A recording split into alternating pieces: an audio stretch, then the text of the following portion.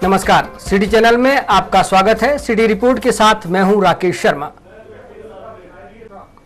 पदोन्नति के मामले में प्रदेश सरकार द्वारा भेदभाव अपनाए जाने से खफा प्रदेश भर के बीडीओस ने काले बिल्ले लगाकर अपना रोष व्यक्त कर कामकाज निपटाना शुरू कर दिया है।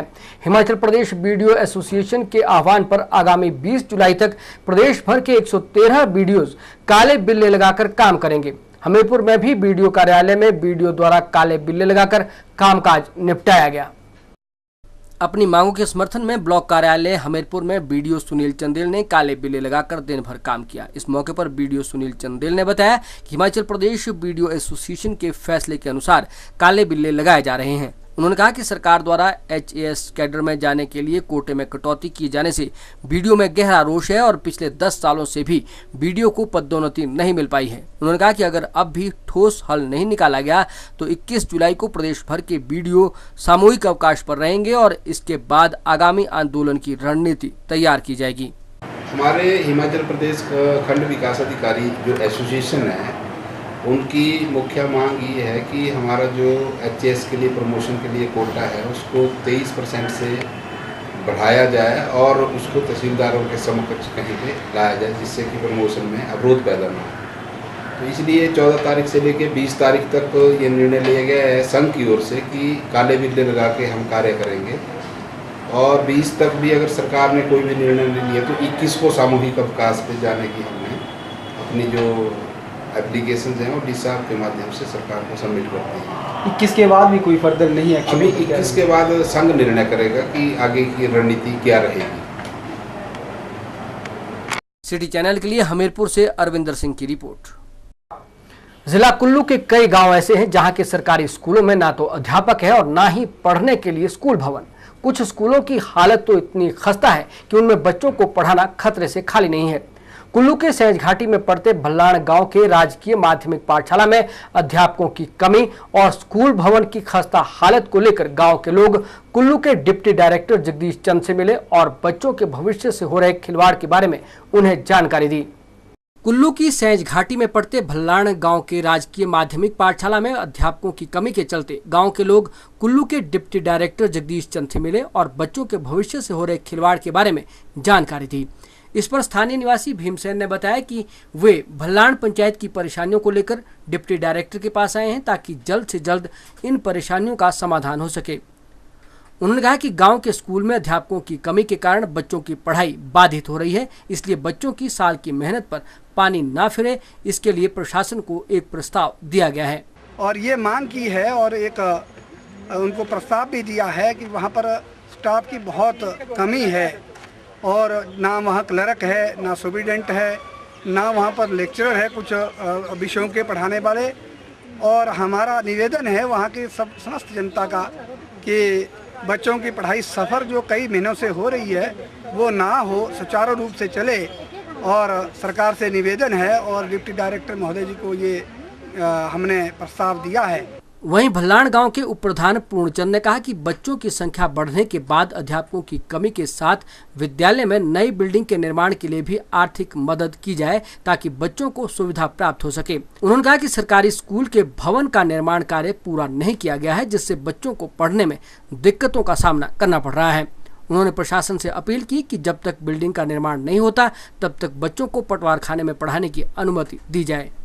मैंने जो डेपुटेशन ग्राम पंचायत भल्लाण सेकंड की ओर से जो डिप्टी डायरेक्टर से मिले, हमारा जो स्टाफ की कमी है इस करके हमारा पूरा डेपुटेशन जो है साहब से मिले और इसके साथ साथ तो हमारी जो स्ट्रेंथ बढ़ गई है, स्ट्रेंथ बढ़ने के बावजूद जो मैंने साहब से ये रिक्वेस्ट भी की है कि हमें जो है बिल्डिंग फंड व बिल्डिंग बनाने के लिए आपको जो है जल्दी से जल्दी किया जाए ताकि हम बच्चों की सुविधा बढ़ाने की कोशिश करें। कोई मुद्दे से ये प्रस्ताव पारित किया है कि मेरे जो एक ग्राम पंचायत भल्लाण सेकंड के अंदर जो है पटवार खाना काफ़ी सालों से बेरान पड़ा हुआ है, जिस पर कोई भी वहाँ पर नहीं बैठते हैं। इसलिए मैंने उपायुक्त महोदय को से रिक्वेस्ट की है कि भाई जब तक हमारी सरकारी बिल्डिंग नहीं बनती है स्कूल में तब तक जो हमें स्कूल में बच्चे बिठाने की प्रॉब्लम आ रही है, तब तक तो हमें पटवार खाना जो है दिया जाए।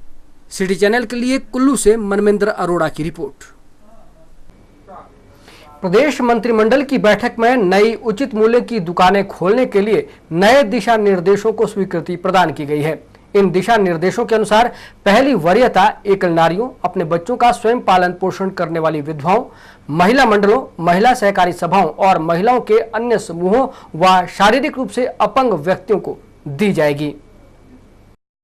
मुख्यमंत्री वीरभद्र सिंह की अध्यक्षता में हुई मंत्रिमंडल की बैठक में फैसला लिया गया कि उचित मूल्य की दुकानों के आवंटन में दूसरी वरीयता उन पूर्व सैनिकों, बेरोजगार शिक्षित व्यक्तियों को दी जाएगी जिनके परिवार का कोई भी सदस्य नियमित रोजगार में नहीं है। तीसरी वरीयता ग्राम पंचायतों और चौथी वरीयता सहकारी सभाओं को दी जाएगी। उचित मूल्यों की दुकानें सामान्य रूप से 1500 और इससे अधिक जनसंख्या के लिए खोली जाएंगी। प्रदेश के जनजातीय, दुर्गम और दूरदराज उपखंड क्षेत्र में 1000 अथवा अधिक की जनसंख्या और 150 राशन कार्ड धारकों के लिए इन नियमों में छूट दी जा सकती है।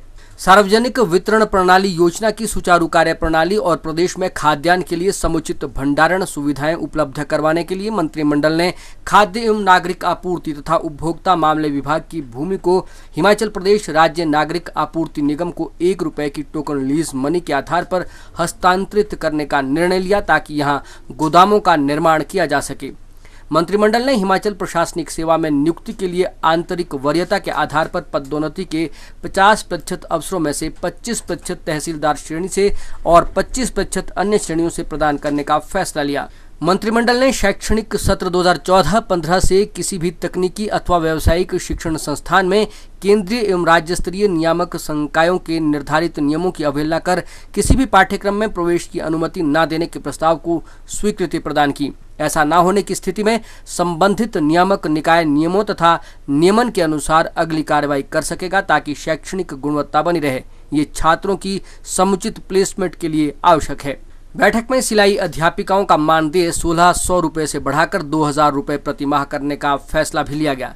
इस फैसले से मुख्यमंत्री द्वारा अपने बजट अभिभाषण में किया गया वायदा पूरा हुआ है। मंत्रिमंडल ने कुपुई उप तहसील को स्तरोन्नत कर तहसील बनाने और चौपाल के देहा एवं सिरमौर जिला के हरिपुरधार में उप तहसीलें आरंभ करने को भी अपनी मंजूरी प्रदान की। इसके अलावा मंत्रिमंडल ने जाखू रज्जू मार्ग के निर्माण के लिए हिमाचल प्रदेश नगर अधिनियम 94 के अंतर्गत नियमों में छूट को स्वीकृति प्रदान की। इसमें रहने योग्य 6 फ्लोर तथा भवन इत्यादि की ऊंचाई शामिल है। बैठक में टूटीकंडी में बहुस्तरीय पार्किंग के निर्माण को भी स्वीकृति प्रदान की गई। इस 11 मंजिला भवन की 8 मंजिलों में पार्किंग सुविधा होगी और 2 मंजिलों में कार्यालय और 1 मंजिल में रेस्तरां की सुविधा होगी। बैठक में अनुबंध आधार पर महिला ग्राम विकास समन्वयक के 12 पद भरने की स्वीकृति प्रदान की गई। ग्रामीण विकास विभाग को आउटसोर्स आधार पर 15 डाटा एंट्री ऑपरेटरों की सेवाएं लेने को भी स्वीकृति दी गई। मंत्रिमंडल ने Shakuntala memorial charitable trust Chamba के पक्ष में 40 छात्र वार्षिक के आधार पर बीएससी नर्सिंग प्रशिक्षण संस्थान खोलने के लिए अनापत्ति प्रमाण पत्र जारी करने का निर्णय लिया। वहीं कांगड़ा जिला के नगरोटा बगवा के राजीव गांधी राजकीय इंजीनियरिंग कॉलेज को हिमाचल प्रदेश तकनीकी विश्वविद्यालय हमीरपुर का संबद्ध महाविद्यालय बनाने की स्वीकृति दी गई ताकि जवाहरलाल नेहरू राजकीय इंजीनियरिंग कॉलेज सुंदरनगर और अटल बिहारी वाजपेयी राजकीय इंजीनियरिंग कॉलेज प्रगति नगर की तर्ज पर सहायता अनुदान प्राप्त किया जा सके। मंत्रिमंडल ने हिमाचल प्रदेश लोक सेवा आयोग के माध्यम से सीधी भर्ती द्वारा जिला कोषाधिकारी के पदों को भरने की स्वीकृति दी। लोक निर्माण विभाग में सीधी भर्ती के माध्यम से अनुबंध आधार पर कनिष्ठ अभियंताओं के 30 पद भरने को भी मंजूरी दी गई। बैठक में लोक निर्माण विभाग के 8म वृत्त हमीरपुर के प्रशासनिक नियंत्रण में कार्यरत सरकाघाट और धर्मपुर लोक निर्माण मंडलों को लोक निर्माण विभाग के पहले वृत्त मंडी के अधीन लाने का फैसला लिया गया। Bureau report, city channel, Shimla. Himachal Pradesh में आवारा पशुओं की बढ़ती तादाद किसानों, बागवानों के साथ साथ वाहन चालकों के लिए भी परेशानी का सबब बना हुआ है। हिंदू धर्म में भले ही गाय पूजनीय हो, लेकिन मानवता की हदें अब टूटने लगी हैं। जरूरत के बाद पशुओं को आवारा छोड़ा जा रहा है। सरकार की स्टेट कैटल पॉलिसी बनने के बाद भी इसका कोई असर नहीं दिख रहा। हिमाचल प्रदेश में आवारा पशुओं की बढ़ती तादाद की समस्या लगातार विकराल बनती जा रही है। किसान, बागवान इन पशुओं की वजह से चिंतित है। फसलों को पशु बर्बाद कर रहे हैं। लोग गौओं को जब तक दूध देती है पालते हैं, उसके बाद सड़कों पर बेहाल छोड़ देते हैं। राष्ट्रीय मार्गों पर इन पशुओं को कई बीमारियों और वाहनों की टक्कर से तड़पता देखा जा सकता है। सरकार की ओर से पूर्व में गौ सदनों को प्रोत्साहन न दिए जाने से वे भी इस दिशा में खास नहीं कर पाए हैं। अब सरकार ने आवारा पशुओं की गंभीर समस्या को देखते हुए स्टेट कैटल पॉलिसी बना दी है, जिसके तहत मंदिरों और विभिन्न ट्रस्टों से 10% तक राशि व्यय करने का प्रावधान किया गया है। इस बारे में पंचायती राज एवं पशुपालन मंत्री का कहना है कि स्टेट कैटल पॉलिसी के अलावा स्टेट ब्रीडिंग पॉलिसी भी बनाई जा रही है ताकि पालतू पशुओं को आवारा छोड़ने की नौबत न आए। पशुपालन एवं पंचायती राज मंत्री ने कहा कि मुख्यमंत्री इसके प्रति गंभीर है। स्टेट कैटल पॉलिसी बनाई गई है और ये भी पता लगाया जाएगा कि लोग पशुओं को आवारा क्यों छोड़ रहे हैं। उन्होंने बताया कि नस्ल सुधार के लिए स्टेट ब्रीडिंग पॉलिसी भी बनाई जा रही है। मंदिरों ट्रस्टों से 10% राशि गौसदनों को दी जाएगी ताकि आवारा पशुओं को गौसदनों में रखा जा सके। के बाद जो विभाग मेरे पास है और ये पहली बार हुआ है, माननीय मुख्यमंत्री जी ने और हमने कैबिनेट के अंदर स्टेट कैटल पॉलिसी जो है पहली बार बनाई है। स्टेट कैटल पॉलिसी क्या है कि दूध जब तक लोग जो है एनिमल दूध देता रहे, प्रोडक्टिव है, तब तक तो लोग इस्तेमाल करते हैं, नहीं तो सड़कों पे छोड़ देते हैं। और स्टेट कैटल पॉलिसी के हिसाब से हम पहली बार हिमाचल के अंदर जितने भी हमारे मंदिर हैं, जितने भी ट्रस्ट हैं, उनके माध्यम से लगभग हम 10% पैसा वो चलेंगे। और ये हमारा प्रयास है कि जो हमारे जानवर हैं वो अच्छी जगह से रहें और गौ सदन बने। ये माननीय मुख्यमंत्री जी का मुझे आदेश भी है और हम प्रयास करेंगे कि जो स्टेट कैटल है, जो आम जनता को जिससे नुकसान होता है, फसलों को नुकसान होता है, वो तरीके से हम स्टेट कैटल के लिए करेंगे। और स्टेट कैटल होते क्यों हैं उस पर भी हम प्रयास करेंगे। हमारे पास कोई ब्रीडिंग पॉलिसी नहीं थी, हिमाचल के अंदर कोई ब्रीडिंग पॉलिसी ना होने की वजह से जो क्रॉस ब्रीडर जो है ज़्यादा हमारे एनिमल्स हैं वो स्टेट कैटल होते थे। तो हमारा प्रयास है कि हम अब ब्रीडिंग पॉलिसी को लाकर जो है स्टेट कैटल कम करने का प्रयास भी करेंगे। सिटी चैनल के लिए रामपुर से विशेष नेगी की रिपोर्ट। केंद्रीय कर्मचारियों ने अपने वेतनमान सहित अन्य भत्तों और सुविधाओं के निर्धारण संबंधी सिफारिशों को 7वें वेतन आयोग के समक्ष रखने को लेकर रणनीति बनानी शुरू कर दी है। इसी कड़ी में शिमला के प्रधान महालेखाकार कार्यालय के बाहर लेखा एवं लेखा परीक्षा दल समन्वय समिति ने एक विशाल सभा का आयोजन किया, जिसमें इस मामले में आगामी रणनीति पर विस्तार पूर्वक विचार विमर्श किया गया। केंद्रीय कर्मचारियों के वेतन भत्ते और अन्य सुविधाओं के निर्धारण संबंधी मामलों में फैसला लेने से पहले केंद्रीय कर्मचारी एक ज्ञापन 7वें वेतन आयोग को देने के लिए रणनीति बना रहे हैं। शिमला में प्रधान महालेखाकार कार्यालय परिसर में इसी संबंध में एक सभा का आयोजन किया गया, जिसमें लेखा एवं लेखा परीक्षा दल समन्वयक समिति ने विस्तृत विचार विमर्श किया। इस मौके पर समिति के महासचिव KL गौतम ने कहा कि 31 जुलाई से पहले 7वें वेतन आयोग को वेतन भत्ते और अन्य सुविधा संबंधी ज्ञापन सौंपा जाएगा और इससे पूर्व 18 और 19 जुलाई को केंद्रीय कर्मचारियों की बैठक दिल्ली में आयोजित की जाएगी। उन्होंने कहा कि पूरे देश में केंद्रीय कर्मचारियों की संख्या 30 लाख से अधिक है। शिक्षा विभाग में लगभग 1,75,000 लोग जो हैं वो समूचे भारतवर्ष में कार्यरत हैं और सारे केंद्र सरकार कर्मचारियों की संख्या 30 लाख से ज़्यादा है। उनके लिए 7वें वेतन आयोग का गठन किया गया है। 7वें वेतन आयोग को हमने मेमोरेंडम देना है और आज की जो चर्चा परिचर्चा हमारी इस मीटिंग में होगी कि हम क्या वेतनमान और सुविधाएं चाहते हैं। उसमें मुख्यतः जो हमारा आधार है वो पिछले 10 सालों के अंदर जो सकल घरेलू उत्पादन है, नेट नेशनल प्रोडक्ट, उसके अंदर कॉस्ट फैक्टर को मिलाकर के जो बढ़ोतरी हुई है उसको आधार बना करके मनुष्य को, एक कर्मचारी को जीने के लिए कौन कौन सी मूलभूत सुविधाएं चाहिए उनको मिला करके न्यूनतम वेतन जो हमने तय किया है वो किया है कि पिछले 10 साल पहले हमारा वेतन जो था 7,000 था, उसको 3.7 का गुणांक लगा करके 26,000 मिनिमम वेतन दिया जाए। और हमारा ये जोर रहेगा कि पूरे भारतवर्ष में सभी अधिकारियों और कर्मचारियों को एक ही गुणांक लगाया जाए, जो कि पिछली बार नहीं लगाया गया था। सिटी चैनल के लिए शिमला से विक्रम कुमार के साथ राकेश शर्मा की रिपोर्ट। धर्मशाला कॉलेज में अखिल भारतीय विद्यार्थी परिषद ने रूसा के खिलाफ अपना विरोध प्रदर्शन किया। छात्र संगठन का कहना है कि कॉलेज प्रशासन ने रूसा को लागू कर छात्रों के भविष्य के साथ खिलवाड़ किया है, जिसका अखिल भारतीय विद्यार्थी परिषद विरोध करती है और अगर सरकार व कॉलेज प्रशासन ने रूसा सिस्टम बंद नहीं किया तो छात्र संगठन आमरण भूख हड़ताल पर बैठेगा। अखिल भारतीय विद्यार्थी परिषद के नगर मंत्री आदित्य शर्मा का कहना है कि आज रूसा एक दीमक का काम कर रहा है। रूसा सिस्टम में छात्रों को अपनी डिग्री पूरी करने में काफी समय लगेगा, जो उनके भविष्य के लिए खतरा है। सिस्टम के खिलाफ आज हमारा प्रांत के स्टेट कॉल है, तो इसके लिए हम धरना प्रदर्शन कर रहे हैं। तो मैं आपको रूसा के बारे में बताना चाहूँगा। रूसा एक दीमक की तरह है जो दीमक की तरह अंदर लकड़ी को खोखला कर देता है, बाहर से पूरा वैसे रहता है। उसको आप जोड़ा सा मारोगे वो टूट जाएगा, बिखर जाएगा। रूसा सिस्टम में बच्चों को 3 साल तक डिग्री के लिए कॉलेज में पढ़ना पड़ेगा। उसके बाद 2 साल के लिए बच्चे अपने रिजल्ट का वेट करेंगे, मतलब 5 साल हो गए। जिनकी सप्लियाँ होंगी उनको 1-1.5 साल और वेट करना पड़ेगा। 1 साल 1.5 मतलब 6-7 साल कुल मिला के हो गए। 6-7 साल मतलब आज से अगले 6 साल तक 7 साल तक रूसा के नाम पे बच्चों को बेरोजगारी दी जा रही है।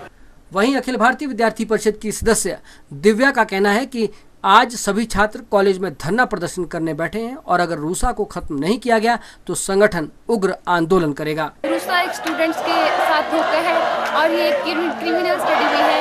इस रूसा सिस्टम के वजह से लाखों करोड़ों बच्चों को पढ़ने का मौका नहीं मिल रहा है और 4 साल की ग्रेजुएशन हो गई है और बाकी और रिजल्ट भी जल्दी नहीं आ रहे हैं। बच्चे 3rd सेमेस्टर की एडमिशन करवा चुके हैं लेकिन उनको फर्स्ट सेम के रिजल्ट नहीं आए हैं और अगर ये रूसा सिस्टम बंद नहीं हुआ तो ये हमारी सांकेतिक हड़ताल बड़े स्तर पर भी हो सकती है। सिटी चैनल के लिए धर्मशाला से संदीप के साथ मृत्युंजय पुरी की रिपोर्ट।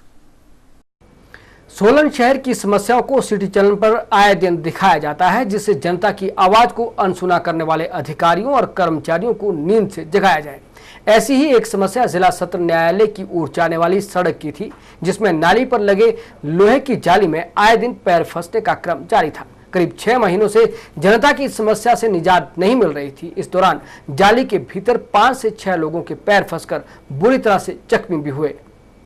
सिटी चैनल ने सोमवार 14 जुलाई को इस जाली के कारण हो रही दुर्घटनाओं पर रिपोर्ट तैयार की तो स्थानीय लोगों ने लोहे की बनी जाली पर कई प्रश्न खड़े किए। पानी की निकासी के लिए बनाई गई नाली पर लगी लोहे की जाली में इतनी दूरी रखी गई है कि जिसमें लोगों के पैर फंसना लाजमी है। कोई भी व्यक्ति अनजाने में इसकी चपेट में आ जाता है। लंबे समय से चली आ रही इस परेशानी को आम जनता ने सिटी चैनल के साथ साझा किया। नौकरी करता हूँ, चौकीदारी करता हूँ। यहाँ मेरे सामने यहाँ 2 का लेडीज का पाँव फंस गया। एक इतनी सीरियस हुई, यहाँ संदीप को लोग बाल पास ले गए थे, हम उठा के पानी पिलाया फिर ले गए। 2 साल देखा हमें कोई कार्रवाई नहीं हो रही इसकी। कोर्ट कॉम्प्लेक्स के बाहर मेन रोड पे जो सड़क आती है लिंक रोड, उस पर हम खड़े हैं।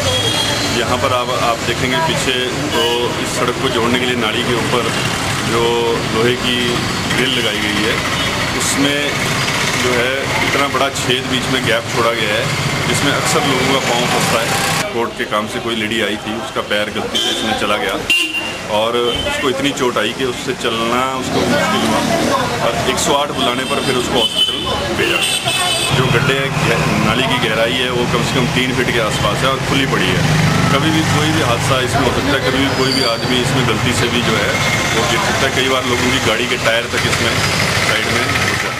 वो लोहे के जो लगे हुए हैं वो बहुत ही खतरनाक है, जिसकी वजह से आने जाने वाले लोगों को बहुत मुश्किल होती है।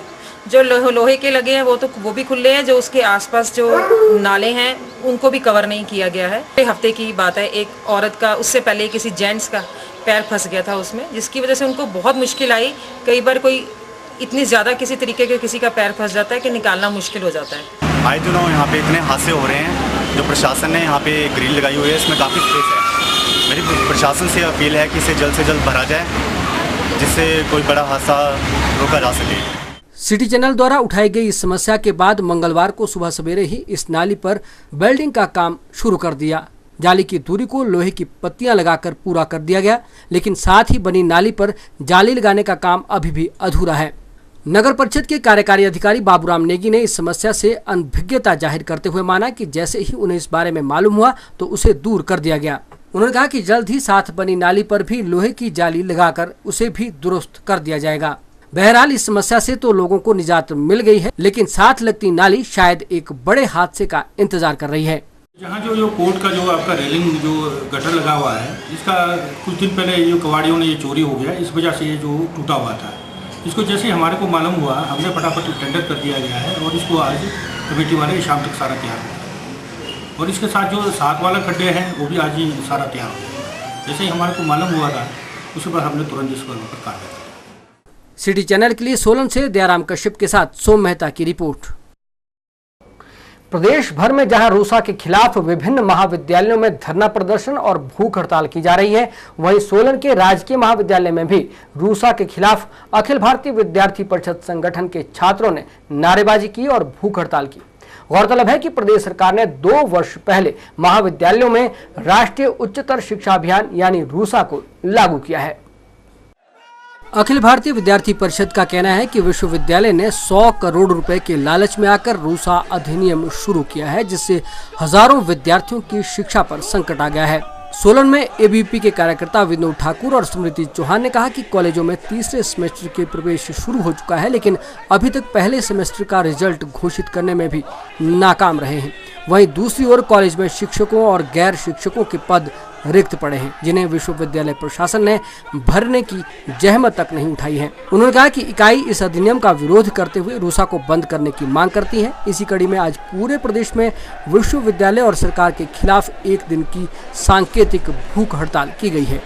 ये जो रूसा सिस्टम है, इसमें बहुत ज़्यादा खामियां हैं। इसमें सबसे पहली खामी जो गर्ल्स के लिए है वो ये है कि इसमें क्लासेस होती है शाम को 6 बजे तक, तो गर्ल्स को बहुत दूर जाना पड़ता है। गर्ल्स को इतना दूर जाना पड़ता है कि उनकी बसेस भी छूट जाती है और फिर वो नहीं जा पाती है, और इस वजह से गर्ल्स को बहुत ज़्यादा प्रॉब्लम क्रिएट करनी होती है। गर्ल्स ही नहीं, इसमें क्लासेस भी गर्ल्स क्या हर एक स्टूडेंट अपनी पसंद का सब्जेक्ट नहीं रख पाता है, और इसलिए हम लोग आज रोज जो है यहाँ पर धरने के साथ साथ अनशन पर बैठे हैं, जिसमें कि 10 से 12 लड़कियों की संख्या है।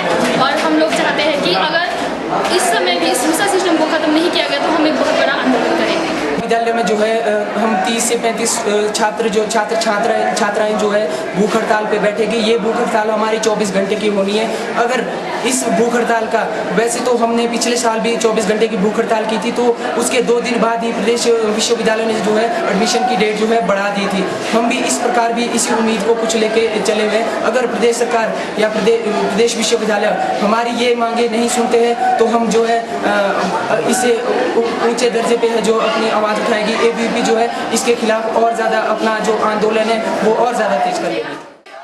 सिटी चैनल के लिए सोलन से दयाराम कश्यप के साथ सोम मेहता की रिपोर्ट। मुख्यमंत्री वीरभद्र सिंह लगातार प्रयासरत है कि प्रदेश में लघु बचत योजनाओं को गति मिले और योजना से जुड़े अभिकर्ताओं को मिलने वाले कमीशन में कम से कम 1% की बढ़ोतरी की जाए। ये बात हिमाचल प्रदेश लघु बचत योजना के उपाध्यक्ष प्रकाश चंद करण ने सोलन में लघु बचत अभिकर्ताओं के लिए आयोजित 1 दिवसीय सेमिनार की अध्यक्षता करते हुए कही। सेमिनार में जिला भर से करीब 400 अभिकर्ताओं ने भाग लिया। सोलन में आयोजित सेमिनार में लघु बचत योजना के उपाध्यक्ष प्रकाश चंद करण ने कहा कि लघु बचत अभिकर्ताओं का कार्य बहुत जटिल और चुनौतीपूर्ण है। इस कार्य में महिलाएं अधिक संख्या में कार्य कर रही हैं, जिन्हें अपने पारिवारिक जिम्मेदारियों के साथ साथ अतिरिक्त कार्य करना पड़ता है। उन्होंने कहा कि महिलाएं जहां गांव के लोगों को छोटी छोटी बचत के लिए प्रेरित कर रही हैं, वहीं पर अपरोक्ष तौर पर देश और प्रदेश के विकास में अपना योगदान दे रही हैं। उन्होंने कहा कि लघु बचतों की धनराशि का उपयोग विकास कार्यों में किया जाता है। दूसरी ओर ऐसी बचतों से परिवार की आर्थिक स्थिति मजबूत होती है और छोटी सी बचत का उपयोग बड़े कार्यों के लिए होना स्वाभाविक है। यहाँ पे आपने जो समस्याएं रखी, सही बात है, आपकी बहुत ज़्यादा यहाँ पे समस्याएं हैं, और जो आपने मुख्य रूप से मैं समझता हूँ जो कि और जगह भी समस्याएं हैं, वैसी समस्याएं यहाँ भी है। आपकी सबसे जो आप लोग इतनी कड़ी मेहनत करते हैं, चाहे कैसा भी मौसम हो, आप अगर पैदल जाते हैं किसी गांव में तो वह भी एक कठिन काम है, और अगर आप बस में या गाड़ी में सफ़र करते हैं तो वह भी एक मुश्किल कार्य है। उसके हिसाब से आप सही बोल रहे कि आपकी जो कमीशन है वह 4%, वह बहुत कम है, और मैं आपको यहाँ पे विश्वास दिलाता हूँ कि अपने कार्यकाल के अंदर आपकी ये जो समस्या है प्रदेश सरकार के सामने भी रखूंगा और फाइनेंस मिनिस्ट्री के अंदर दिल्ली में भी रखूंगा, और अपने कार्यकाल के अंदर आपकी कमीशन कम से कम 1% जरूर बढ़नी चाहिए, 4 की जगह वह 5 होनी चाहिए। और मैं आपको विश्वास दिलाता हूं कि जो मेरा कार्यकाल है उसके अंदर मैं आपकी इस समस्या का हल जरूर कराऊंगा। इस मौके पर लघु बचत अभिकर्ताओं ने कहा कि उन्हें कार्य करने में काफी परेशानियों का सामना करना पड़ रहा है। उन्हें मिलने वाली कमीशन भी कम है और साथ ही कई नए नियमों से काफी परेशानियों का सामना करना पड़ रहा है। तो हमारी सबसे पहले कमीशन बहुत कम है, 4%। कई सालों से हम काम कर रहे हैं, उससे हमारे को कोई फ़ायदा नहीं हो रहा। और दूसरी प्रॉब्लम है, अब ऐसा हो गया है कि 1000 रुपये का अगर कोई अकाउंट खुलाता है तो उसके साथ सेविंग भी साथ में बोलते हैं कि वो खुलाओ। अब हर एक बंदा अफोर्ड नहीं कर सकता ना कि वो अकाउंट भी खुलाए और RD का भी खुलाए। इससे ये विनती करेंगे कि वो हमारी एक तो कमीशन बढ़ाएं और एक हमारे ऊपर कोई वो ना लागू किया जाए कि भी हाँ अकाउंट खुलाए या वो करे और TDS फ्री हुए हमारा। मांग हमारी यही है कि हमारा कमीशन बढ़ाई जाए। हम इतना अपने बच्चों को, अपने फैमिली को पीछे छोड़ के हम इतना काम कर रहे हैं और इतना जी जान से काम कर रहे हैं, तो हमारी मांग यही है कि हमारी कमीशन बढ़ाई जाए और जितने भी हमारे जो PPF का अकाउंट है या सीनियर सिटीजन का अकाउंट है या NSCs हैं या हम MIS करवाते हैं, उसमें 50% कमीशन कर दी गई। जो पहले 1-1.5% होती थी उसको बढ़ा के 2-3% कर दिया जाना चाहिए, क्योंकि उसमें सिर्फ वैसे ही एक बार मिलती है, तो वो बढ़नी चाहिए। RD पे भी हमारी बढ़नी चाहिए और जिससे हमें फायदा हो, मेरे एजेंट भाई बहनों को सभी को फायदा। सिटी चैनल के लिए सोलन से दयाराम कश्यप के साथ सोम मेहता की रिपोर्ट। राजधानी शिमला में कार्ट रोड से मुख्य बाजार को जोड़ती सब्जी मंडी संपर्क मार्ग की हालत नगर निगम प्रशासन और सरकार की कारगुजारी पर कई सवाल उठाती नजर आती है। नगर निगम प्रशासन से कई मर्तबा इस खस्ता हालत सड़क और सड़क के किनारे टूटी रेलिंग की दशा सुधारने के लिए स्थानीय लोगों ने गुहार लगाई, लेकिन निगम प्रशासन के कानों पर जूं तक नहीं रेंगती। नगर निगम शिमला शायद किसी बड़े हादसे का इंतजार कर रहा है। ये नज़ारा है कार्ट रोड से माल रोड जाने वाली संपर्क सड़क का, जहां खस्ताहाल सड़कें, टूटी हुई रेलिंग किसी बड़े हादसे को न्योता देते नजर आती हैं। सड़क की बदतर हालत कहीं ना कहीं नगर निगम की कार्यप्रणाली पर सवाल उठाती नजर आ रही है। इस संपर्क सड़क पर हमेशा गाड़ियों की काफी आवाजाही रहती है, जिससे किसी भी अप्रिय घटना की आशंका हर वक्त बनी रहती है। एक तरफ खस्ता हालत सड़क, ऊपर से सड़क के किनारे रेलिंग और स्ट्रीट लाइट के ना होने से दुर्घटना होने की गुंजाइश और भी बढ़ जाती है।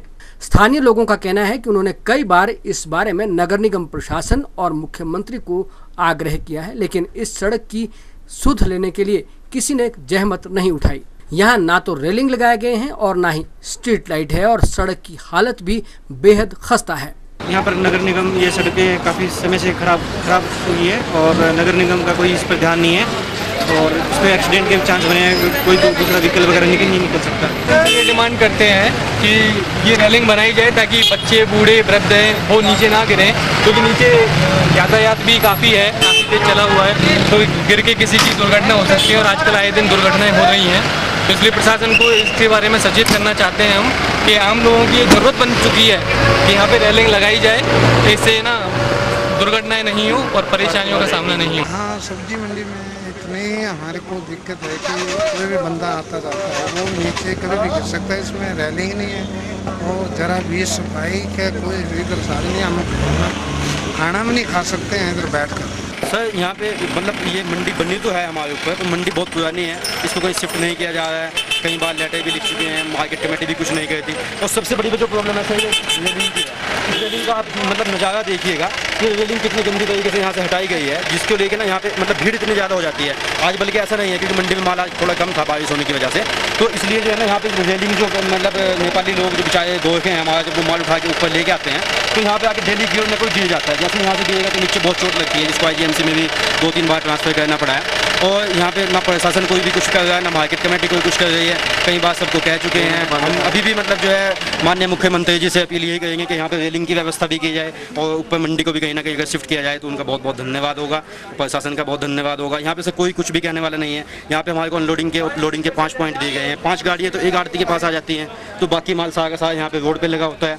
रोड में माल होने की वजह से यहाँ पे बहुत ज़्यादा प्रॉब्लम होती है। सर हमने कई बार लिखी है चिट्ठी, हमने मतलब माननीय मुख्यमंत्री जी की भी चिट्ठी लिखी है, कॉर्पोरेशन को भी लिखी है, पर उन्होंने क्या किया, इसको पॉइंट को थोड़ा सा बना के ना, ये पहले आगे तक होता था पॉइंट, कॉर्पोरेशन ने क्या किया इसको थोड़ा सा बना के बढ़ा दिया है और अभी ये पार्किंग मतलब जो अलॉट कर दी उन्होंने, मतलब कहीं किसी को ठेके में दे दिया है। इसकी वजह से और भी तगड़ी प्रॉब्लम आ रही है। अब यहाँ पे 5 पॉइंट दिए हैं हमारे को, तो 5 पॉइंट पे कितना माल लोड हो जाएगा। 5 पॉइंट तो हमारे को एक ही आड़ती को चाहिए होता है। 5-5 गाड़ी एक आड़ती के पास आती हैं, तो बाकी जो 60 आड़ती हैं वो कहाँ जाएंगे, वो सब रोड में चले जाते हैं। 8 बजे के बाद फिर जो है DC साहब के ऑर्डर हो जाते हैं कि यहाँ पे कोई भी गाड़ी नहीं खड़ी होगी, जिसकी सब गाड़ियों को हमारी खली नहीं भेज दिया जाता है, फिर बड़ी प्रॉब्लम आती है। वहीं नगर निगम के आयुक्त अमरजीत सिंह ने भी माना कि इस सड़क की हालत काफी खस्ता है, जिसके लिए उन्होंने 2 टेंडर करवाए हैं, जिसमें टायरिंग के लिए 4 लाख और सड़क के किनारे ड्रेन के लिए 3 लाख रुपए का टेंडर किया गया है। लेकिन किसी के भी इस टेंडर में भाग न लेने के कारण इसके 24 तारीख को फिर से टेंडर रखे गए हैं।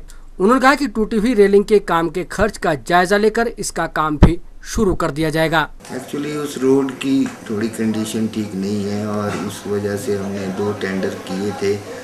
एक उसकी टारिंग का मेरू हलवाई तक, काट रोड से मेरू हलवाई तक, जो कि लगभग 4 लाख रुपए का था, और उसके अलावा एक और टेंडर ड्रेन का उस रोड के साथ, उसमें 3 लाख रुपए का टेंडर किया था, जिसमें कि किसी ने पार्टिसिपेट नहीं किया है। अब वो 24 तारीख को दोबारा लग रहा है। उसके साथ ही वह रेलिंग के लिए हम डब्ल्यू बीम रेलिंग के लिए जो क्रैश रेलिंग है उसका एस्टीमेट तैयार कर रहे हैं। उम्मीद है कि उसको जल्दी हम उस काम को करवा देंगे। सिटी चैनल के लिए शिमला से राजेंद्र काली के साथ अनीश चौहान की रिपोर्ट। अखिल भारतीय विद्यार्थी परिषद ने रूसा प्रणाली के खिलाफ अपने आंदोलन को और अधिक गति देने के संकेत दे दिए हैं।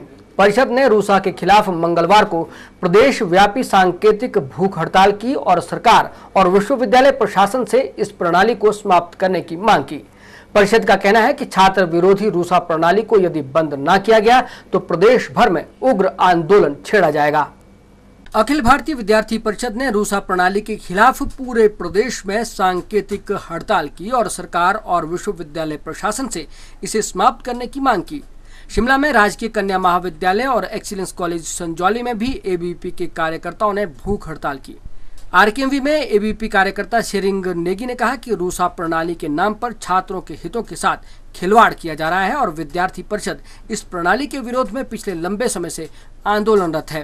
जिस तरह से रूसा, एक तरह से तो ये अच्छा है कि अगर इसे अच्छे से पढ़ाया जाए तो ये काफ़ी अच्छा है, पर जिस तरह से हमारे हिमाचल में इम्प्लीमेंट किया गया है वो उस तरह से हमारे को यहाँ पढ़ाई नहीं जाता।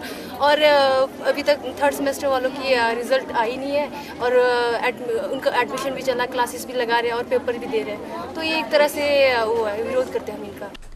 वहीं एक्सीलेंस कॉलेज संजौली में भी एबीवीपी कार्यकर्ता रूसा के खिलाफ भूख हड़ताल पर बैठे। कैंपस इकाई अध्यक्ष अर्पिता द्विवेदी ने कहा कि रूसा प्रणाली का एबीवीपी शुरू से ही विरोध कर रही है, क्योंकि इसे लागू करने से पहले कोई योजना नहीं बनाई गई और अब विद्यार्थियों को इसका खामियाजा भुगतना पड़ रहा है। आज जो ये भूख हड़ताल कर रहे हैं, हमारा जो चलाया हुआ है हमने पूरे प्रदेश भर में आज सांकेतिक भूख हड़ताल हम रूसा सिस्टम के विरोध में कर रहे हैं। यहाँ पर हम 6-7 लोग पूरा 24 घंटे की भूख हड़ताल करेंगे और ये हमारा भूख हड़ताल कल 12 बजे ख़त्म होगा। और हमारी सरकार, प्रदेश सरकार से प्लस विश्वविद्यालय प्रशासन से मांग है कि जो छात्र हैं जिनको रूसा के तहत 1 साल से लगातार परेशानियों का सामना करना पड़ रहा है, उनका मानसिक शोषण हो रहा है, तो रूसा सिस्टम को जल्द से जल्द बंद किया जाए। इससे आम छात्र इतनी मुश्किलों में है कि अभी ना उनको मेजर और माइनर सब्जेक्ट भी अभी ठीक से नहीं मिल पा रहे हैं। तो हमारा है कि रूसा सिस्टम को जब सही प्रकार से लागू नहीं किया गया है तो इसको टाइम से बंद कर दिया जाए, ताकि छात्रों के भविष्य का साथ जो ये खिलवाड़ किया जा रहा है वो खिलवाड़ ना हो सके। सिटी चैनल के लिए शिमला से राजेंद्र काली के साथ राकेश शर्मा की रिपोर्ट। हिमाचल प्रदेश पर्यटन विकास निगम के हमीरपुर स्थित होटल हमीर में अतिरिक्त कमरे जोड़े जाएंगे और इस कार्य के लिए होटल के समीप स्थित सिंचाई एवं जन स्वास्थ्य विभाग के पुराने भवन को होटल को सौंपा जाएगा। मुख्यमंत्री वीरभद्र सिंह की अध्यक्षता में आयोजित हिमाचल प्रदेश पर्यटन विकास निगम लिमिटेड के निदेशक मंडल की बैठक में ये फैसला लिया गया। हिमाचल प्रदेश पर्यटन विकास निगम लिमिटेड के निदेशक मंडल की शिमला में आयोजित की गई बैठक में इको टूरिज्म को बढ़ावा देने के लिए किन्नौर जिला के सांगला के चांशू में प्री फैब्रिकेटेड पर्यटन हट स्थापित करने के प्रस्ताव को स्वीकृति प्रदान की गई। मुख्यमंत्री ने इस मौके पर प्रदेश में स्थापित पर्यटन विकास निगम के होटलों को व्यावसायिक संस्थानों के रूप में चलाने की आवश्यकता पर बल देते हुए कहा कि निगम के होटलों को अपनी देनदारियां कम करनी चाहिए और होटलों की पुनर्सज्जा सुनिश्चित कर इन्हें लाभदायक इकाई बनाना चाहिए। बैठक में कांगड़ा जिला के धर्मशाला स्थित होटल धौलाधार की पूर्ण फ्लोरिंग करने और यहां मुरम्मत और जीर्णोद्धार के सभी कार्य पूरे करने का निर्णय लिया गया। मुख्यमंत्री ने उपयोगी कर्मचारियों के पद बढ़ाने और इन इकाइयों से अधिक कर्मियों को कम करने की आवश्यकता पर बल दिया, जहां आवश्यकता से अधिक कर्मी कार्यरत हैं। निदेशक मंडल ने विपणन, संचार, अधोसंरचना सुविधा, परिवहन इत्यादि सहित श्रेष्ठ विपणन कार्य प्रणाली अपनाने का निर्णय लिया, ताकि विपणन और सूचना केंद्रों को अधिक कारगर बनाया जा सके। बैठक में पर्यटन विकास निगम के कुछ बड़े होटलों में एटीएम स्थापित करने का फैसला भी लिया गया। निदेशक मंडल ने इंटरनेट के माध्यम से विपणन की आवश्यकता पर बल दिया, ताकि अधिकांश आरक्षण ऑनलाइन हो। बैठक में फैसला लिया गया कि मेक माई ट्रिप, एक्सपीडिया, ट्रैवल गुरु जैसे ऑनलाइन यात्रा पोर्टल के साथ समझौता किया जाए ताकि इंटरनेट पर गंतव्य स्थल चुनते समय खोजबीन करने वाले पर्यटक प्रदेश के पर्यटन स्थलों की सुगमता से जानकारी प्राप्त कर सकें। बैठक में आउटसोर्सिंग के माध्यम से कनिष्ठ अभियंताओं की सेवाएं प्राप्त करने को भी स्वीकृति दी गई। Bureau report, city channel Shimla. मुख्यमंत्री वीरभद्र सिंह ने कहा है कि उनकी सरकार ने मीडिया को हमेशा सर्वोच्च स्थान दिया है और प्रदेश सरकार मीडिया जगत के साथ सौहार्दपूर्ण संबंध स्थापित करने और बनाए रखने के लिए प्रतिबद्ध है। मुख्यमंत्री वीरभद्र सिंह पीटरहॉफ में अमर उजाला समूह द्वारा आयोजित प्रतिभा सम्मान समारोह को संबोधित कर रहे थे। शिमला के पीटरहॉफ में आयोजित प्रतिभा सम्मान समारोह के दौरान मुख्यमंत्री वीरभद्र सिंह ने पढ़ाई के क्षेत्र में उपलब्धियां हासिल करने के लिए छात्रों और उनके अभिभावकों को बधाई देते हुए कहा कि किसी भी देश की समृद्धि सुदृढ़ मूल्य आधारित शिक्षा प्रणाली पर निर्भर करती है। यही सफलता का मंत्र भी है और इसी के माध्यम से देश विकास की नई ऊंचाइयों और प्रगति को हासिल कर रहा है। उन्होंने कहा कि वो ये जानकर संतुष्ट और प्रसन्न है कि प्रदेश के दुर्गम क्षेत्रों में स्थापित राजकीय विद्यालयों के छात्र विशेष रूप से प्रतिभावान हैं और शिक्षा विभाग को ये सुनिश्चित बनाना होगा कि इन छात्रों को विद्यालयों में समुचित शिक्षण एवं कोचिंग सुविधाएं उपलब्ध हों। यदि आवश्यक हो तो इन विद्यार्थियों के लिए अतिरिक्त कक्षाएं भी लगाई जाएं ताकि ये शिक्षा के क्षेत्र में उत्कृष्ट प्रदर्शन कर सकें। उन्होंने कहा कि प्रदेश सरकार ने विद्यार्थियों को गुणवत्ता युक्त शिक्षा उपलब्ध करवाने के लिए अनेक प्रयास किए हैं और शिक्षा क्षेत्र पर इस वित्त वर्ष में 4,282 करोड़ रुपए खर्च किए जा रहे हैं। मुख्यमंत्री ने कहा कि राजीव गांधी डिजिटल योजना के अंतर्गत 10वीं तथा 12वीं कक्षा के 7,500 मेधावी विद्यार्थियों को इस वर्ष नेट बुक भी प्रदान की जाएगी। मुख्यमंत्री ने कहा कि राजीव गांधी डिजिटल योजना के अंतर्गत 10वीं तथा 12वीं कक्षा के करीब 7,500 मेधावी विद्यार्थियों को इस वर्ष नेट बुक भी प्रदान की जाएंगी। जो मेधावी विद्यार्थी हैं उनको पुरस्कृत करने में मुझे हार्दिक प्रसन्नता हुई है और आत्मसंतोष हुआ है।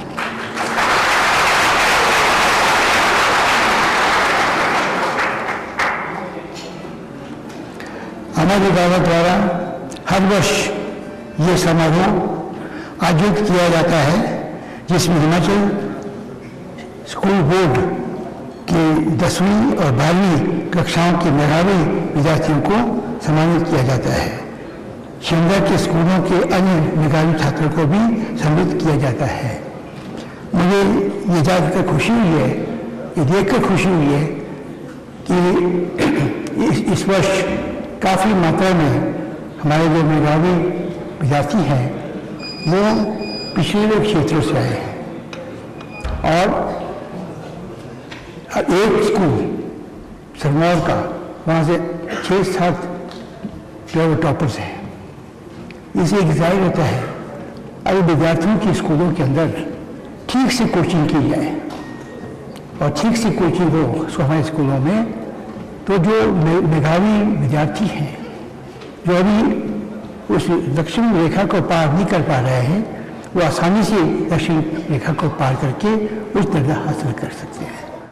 अमर उजाला के कार्यकारी संपादक उदय कुमार ने इस मौके पर मुख्यमंत्री वीरभद्र सिंह को सम्मानित किया। उन्होंने कहा कि प्रदेश के मेधावी छात्रों को मुख्यमंत्री द्वारा सम्मानित किया गया है जो कि इन सभी छात्रों के लिए गौरव का विषय है। इससे छात्रों के आत्मबल में वृद्धि होगी और उनमें आज के दौर में स्वस्थ प्रतियोगिता की भावना मजबूत होगी तथा ये छात्र भविष्य में और बेहतर करने के लिए प्रोत्साहित होंगे। उन्होंने प्रदेश के बच्चों को गुणात्मक शिक्षा उपलब्ध करवाने के लिए प्रदेश सरकार द्वारा किए जा रहे प्रयासों की सराहना की। इस मौके पर सिंचाई एवं जन स्वास्थ्य मंत्री विद्या स्टोक्स, शहरी विकास तथा ग्राम एवं नगर नियोजन मंत्री सुधीर शर्मा, नगर निगम शिमला के महापौर संजय चौहान और उप महापौर टिकेंद्र पंवर तथा हिमाचल प्रदेश विश्वविद्यालय के कुलपति प्रोफेसर एडीएन वाजपेयी सहित अन्य गणमान्य लोग भी मौजूद थे। Bureau report, city channel Shimla. मुख्यमंत्री वीरभद्र सिंह का बद्दी बरोटीवाला नालागढ़ का दौरा क्षेत्र को करोड़ों रुपए की सौगातें देगा। बीबीएन क्षेत्र में मुख्यमंत्री वीरभद्र सिंह 17 जुलाई को होंगे। सीएम के बीबीएन दौरे की तैयारियों को लेकर दून विधानसभा क्षेत्र के कांग्रेसी कार्यकर्ताओं ने एक बैठक की जिसकी अध्यक्षता पूर्व विधायक लज्जाराम चौधरी ने की। बैठक में सीएम दौरे की तैयारियों पर कार्यकर्ताओं के साथ चर्चा की गई। बैठक की जानकारी देते हुए प्रदेश कांग्रेस कमेटी के सदस्य व नगर परिषद बद्दी के अध्यक्ष मदन चौधरी ने कहा कि मुख्यमंत्री वीरभद्र सिंह वीरवार को 11 बजे NH-21A पर करीब 8.5 करोड़ रुपए की लागत से निर्मित चिकनी पुल का उद्घाटन करेंगे। उसके बाद नालागढ़ में 4.5 करोड़ रुपए की लागत से निर्मित होने वाले लेबर हॉस्टल की आधारशिला रखी जाएगी। इसी दौरान boys senior secondary school Nalagarh में 96 लाख रुपए की लागत से निर्मित साइंस ब्लॉक की आधारशिला रखी जाएगी। मुख्यमंत्री वीरभद्र सिंह 7 करोड़ रुपए की लागत से निर्मित होने वाले खेड़ा नानवाल पुल का शिलान्यास भी करेंगे। बद्दी में 1.5 करोड़ रुपए की लागत से निर्मित किए गए SP भवन का भी लोकार्पण किया जाएगा। इसके अलावा बद्दी के फेज 1 और फेज 2 में 6.5 करोड़ रुपए की लागत से निर्मित पुरुष हॉस्टल का उद्घाटन किया जाएगा और 7 करोड़ रुपए की लागत से बनने वाली ड्रग टेस्टिंग लैब की आधारशिला भी रखी जाएगी। उन्होंने कहा कि मुख्यमंत्री वीरभद्र सिंह यहां जनसभा को भी संबोधित करेंगे। उन्होंने कहा कि मुख्यमंत्री वीरभद्र सिंह के दौरे को लेकर क्षेत्रीय लोगों में काफी उत्साह है, खासकर लोगों को घर द्वार पर समस्याएं सुलझाने की उम्मीद है। माननीय मुख्यमंत्री हिमाचल प्रदेश राजा वीरभद्र सिंह जी का 17 तारीख का जो विशेष दौरा है दून और नालागढ़ का, इसके अंदर वो नालागढ़ क्षेत्र में सबसे पहले चिकनी पुल का जो है उद्घाटन करेंगे, जिसके ऊपर लगभग 8.5 करोड़ रुपया जो है वो लागत आई है। और उसके बाद रामसर रोड पर जो है कनसौत के पास लेबर हॉस्टल का शिलान्यास करेंगे और उस लेबर हॉस्टल के ऊपर लगभग 4.5 करोड़ रुपया जो है वो खर्च आएगा। और उसके बाद Nalagarh senior secondary school boys के अंदर जो है साइंस लैब का शिलान्यास करेंगे, जिसके ऊपर लगभग जो है 96 लाख रुपए खर्च आएंगे। और उसके बाद नानवाल खेड़ा से जो रोड गया है सरसा नदी के ऊपर जो है पुल का शिलान्यास करेंगे। इस पुल के ऊपर भी लगभग जो है 7 करोड़ रुपए की राशि जो है उसके ऊपर लागत आएगी। और उसके बाद दून क्षेत्र में 2 बजे के करीब SP कार्यालय जो है नए भवन का उद्घाटन करेंगे। इस SP ऑफिस के ऊपर जो है लगभग 1.5 करोड़ रुपया जो है वो खर्च किया गया है। और उसके बाद मेंस हॉस्टल फेज 1 का उद्घाटन करेंगे। इस मेंस हॉस्टल पर जो है लगभग 6.5 करोड़ रुपया जो है उसकी लागत आई है। और उसके बाद फार्मा टेस्टिंग लैब का फाउंडेशन स्टोन रखेंगे और जिसके ऊपर लगभग 7 करोड़ रुपया जो है वो खर्च आएगा। और 2:30 बजे जो है माननीय मुख्यमंत्री जी एक विशाल जनसभा को संबोधित करेंगे। सिटी चैनल के लिए बद्दी से आदित्य चड्ढा की रिपोर्ट। बीते करीब 13 वर्षों से समाज सेवा, धर्मार्थ गतिविधियों और सामाजिक क्षेत्र में पंजाब और हिमाचल में अपनी अहम भूमिका निभा रहे प्लान फाउंडेशन ने ढली स्थित मूक बधिर एवं दृष्टि बाधित स्कूल में यहां शिक्षारत बच्चों के लिए सौर गीजर स्थापित किया। इस मौके पर हिमाचल प्रदेश शहरी विकास के निदेशक JM पठानिया ने बतौर मुख्य अतिथि शिरकत की और फाउंडेशन के प्रयासों की सराहना की। पठानिया ने शारीरिक रूप से अक्षम इन बच्चों को बेहतर शिक्षा व बेहतर जीवन प्रदान करने के लिए और अधिक प्रयास करने पर बल दिया। शिमला में ढली स्थित हिमाचल प्रदेश का एकमात्र विशेष बच्चों का स्कूल सरकार की बेरुखी का शिकार भले ही हो रहा हो, लेकिन प्लान फाउंडेशन ने इस स्कूल के विशेष बच्चों का दर्द महसूस कर उस पर कुछ हद तक मरहम लगाने का प्रयास किया है। शीत क्षेत्र में स्थित इस स्कूल में प्लान फाउंडेशन ने सौर गीजर स्थापित किया है। इस मौके पर शहरी विकास विभाग के निदेशक JM पठानिया बतौर मुख्य अतिथि शरीक हुए। प्लान फाउंडेशन के कार्यकारी निदेशक जितेंद्र शर्मा ने मीडिया से बात करते हुए प्लान फाउंडेशन के क्रियाकलापों की जानकारी दी। उन्होंने कहा कि सौर गीजर स्थापित करने के बाद यहां स्कूल परिसर को भी विकसित किया जाएगा और बच्चों के कौशल विकास के लिए गतिविधियां चलाई जाएंगी। फाउंडेशन की ओर से हमने इनको एक solar water heating system install किया है। इसके अलावा हम यहाँ और भी अन्य एक्टिविटीज़ जो है उनको ले रहे हैं। यहाँ पर कैंपस को डेवलप करना हो या बच्चों के लिए स्किल डेवलपमेंट की कोई ट्रेनिंग्स वगैरह, उस पर हम वर्कआउट कर रहे हैं और होपफुली हम बहुत जल्दी इन एक्टिविटीज़ को यहाँ परफॉर्म करना शुरू कर देंगे। हम पिछले 13 सालों से पूरे हिमाचल में और पंजाब में काम कर रहे हैं। 2 तरह की एक्टिविटीज़ हैं बेसिकली। एक हम जो डेवलपमेंट सेक्टर में काम करते हैं, स्टेट गवर्नमेंट के लिए पॉलिसी प्लानिंग में हेल्प करते हैं, प्रोजेक्ट्स को इम्प्लीमेंट करने के लिए लोगों को एम्पावर करते हैं, गाँव में समूहों को बनाते हैं और लोगों को RTI इत्यादि के बारे में जानकारी देते हैं ताकि स्वशासन में लोगों की सहभागिता जो है उसको सुनिश्चित किया जा सके। मूक बधिर एवं दृष्टि बाधित ढली स्कूल की प्रधानाचार्य विनय ने बताया कि इन बच्चों की चुनौतियां सामान्य बच्चों से काफी अलग रहती हैं और ऐसे में इनको मुख्य धारा में लाने के लिए अधिक प्रयास करने की आवश्यकता होती है। उन्होंने सरकार से स्कूल की ओर अधिक ध्यान देने और प्रशिक्षित अध्यापकों और स्टाफ को नियुक्त करने का आग्रह किया। सबसे पहले जो ये बच्चे आ रहे हैं यहाँ आते हैं, इनका एक मेन कार्य होता है एजुकेशन, जिसमें कि सरकार अवेयर तो है लेकिन इतने अवेयर नहीं है, क्योंकि ये बच्चों की उनकी नीड को इनको पता ही नहीं चलता कि क्या इनको किस तरह से ये नॉर्मल बच्चों की तरह हम ट्रीट करना चाहते हैं, लेकिन इनकी एजुकेशन का तरीका दूसरा है, जो कि हिमाचल प्रदेश में बहुत कमी है अवेयरनेस की। ये अवेयर होने चाहिए, जिससे कि इन बच्चों को हम सही मॉडर्न स्कूल इसमें मॉडर्नाइजेशन ला सके, मॉडर्न स्कूल हम इसमें ला सके। जैसे सर ने अभी बताया उसी तरह हम भी चाहते हैं कि हमारी समाज सब हमारी हेल्प करे और हम इन बच्चों का सही दिशा में इनको एजुकेशन दे सकें। इस मौके पर हिमाचल प्रदेश शहरी विकास विभाग के निदेशक कैप्टन JM पठानिया ने स्वीकार किया कि यहाँ सरकार, सामाजिक क्षेत्र और औद्योगिक विभाग की ओर से बहुत कुछ करने की आवश्यकता है। साथ ही उन्होंने इन विशेष बच्चों के बेहतरीन जीवन और बेहतरीन शिक्षा के प्रति वचनबद्धता भी दोहराई।